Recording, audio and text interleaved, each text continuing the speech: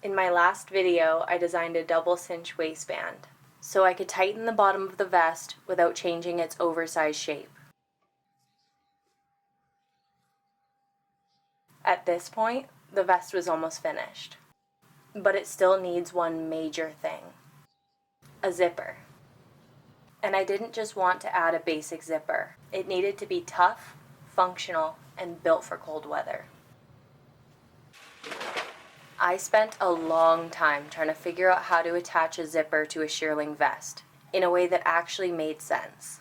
Because shearling creates a few problems. It's thick, bulky, and the wool catches on everything. I needed my zipper to feel integrated into the garment, not just stitched onto the front of it.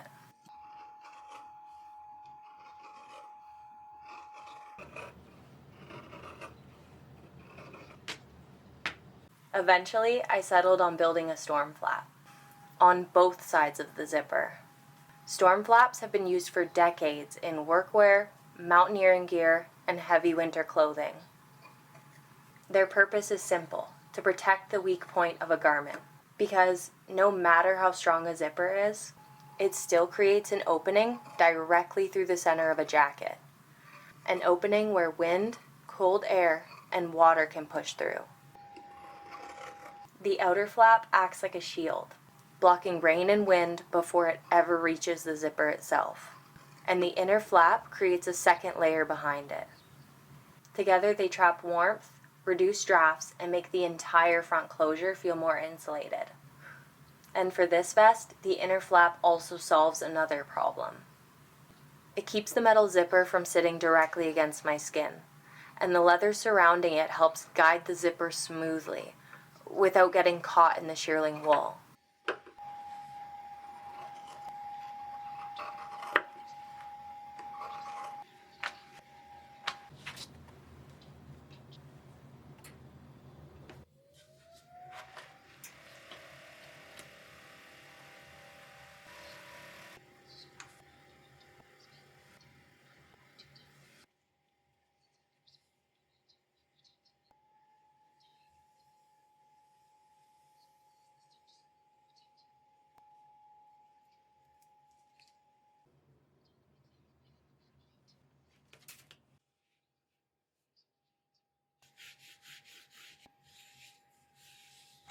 Actually building the zipper was way more complicated than I was expecting.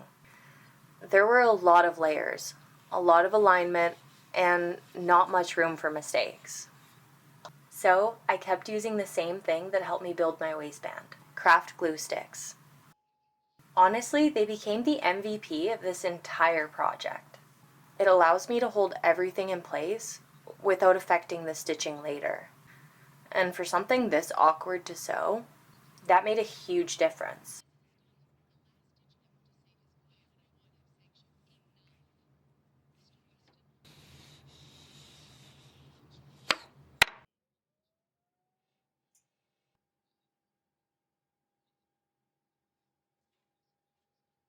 I also chose to use a brass zipper to match all the hardware across the rest of the vest. Originally, I bought one that was intentionally too long, mostly because I still hadn't finalized the exact zipper construction yet. And I wanted some flexibility while designing it, but once I settled on the final shape, I had to shorten it manually, which meant removing the zipper teeth by hand until it fit perfectly.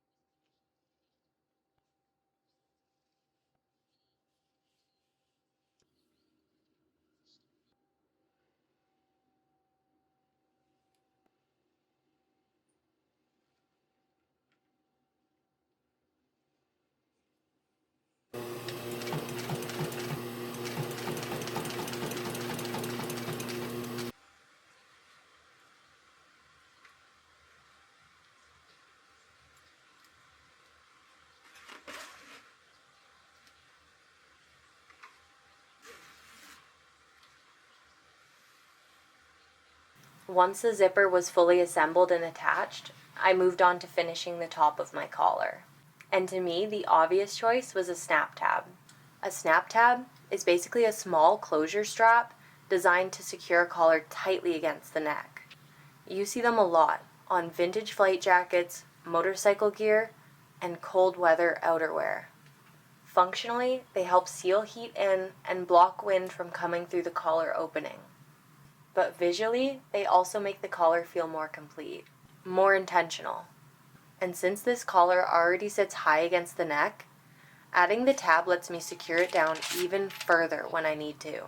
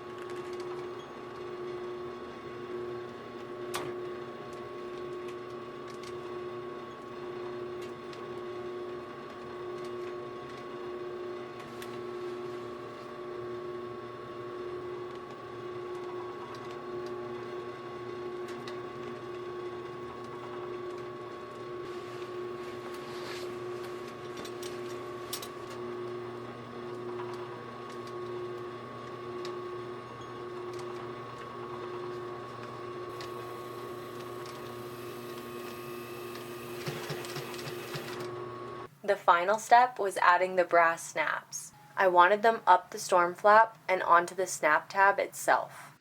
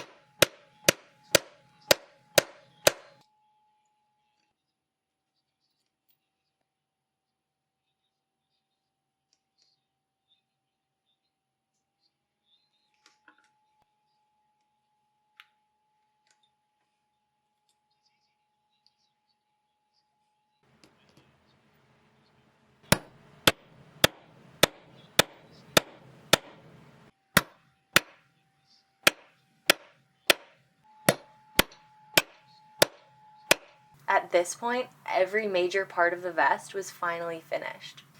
And honestly, seeing all the hardware come together completely changed how the vest felt. It stopped feeling like separate pieces I had just built individually, and finally started feeling like a finished garment.